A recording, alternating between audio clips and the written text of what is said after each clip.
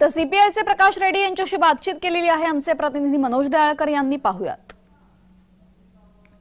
धारावीचा पुनर्विकास अदानी समूह मार्फत होणार आणि त्या विरोधात उभाटा गटाकडे आज मोर्चा काढण्यात येत आहे. उद्धव ठाकरे यांच्या मार्गदर्शक हा मोर्चा काढण्यात येत आहे आणि आपण बघितलं तर धारावी टी जंक्शन येथे मोठ्या प्रमाणामध्ये आता कार्यकर्ते जमा व्हायला सुरुवात झालेली आहे. तसेच वेगवेगळ्या संघटना देखील जमा व्हायला सुरुवात झालेली आहे. आपल्याबरोबर सीपीआयचे नेते आहेत प्रकाश रेड्डी साहेब, आपण त्यांच्याशीच बोलूया. तर आज धारावी बचाव यासाठी मोर्चा काढण्यात येत आहे, काय सांगा?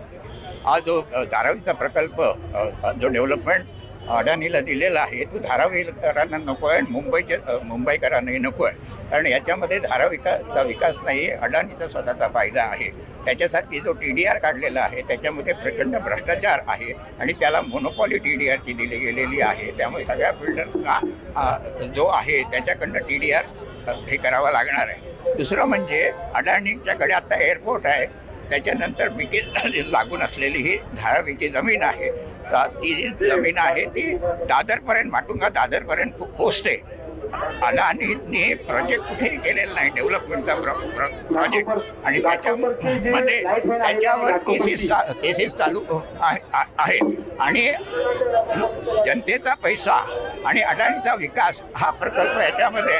धारावी हे मिनी हब आहे, इथे रोजगार आहे आणि हेही रोजगार नष्ट केले जातील, धारावीकरांना उद्ध्वस्त करून बाहेर फेकलं जातील. इथे सर्वेही बरोबर झालेला नाही, जवळजवळ 1 लाख लोकांना अपात्र केलेलं आहे आणि त्यामुळे एअरपोर्टच्या बाजूला BKCच्या बाजूला असलेली ही जमीन ही भांडवलदारांनी घशात घालायची आणि मुंबई खलास करायची, हा प्रकल्पाचा उद्देश आहे. महेंद्र जोईसह मनोज दयाळकर, जय महाराष्ट्र न्यूज, मुंबई.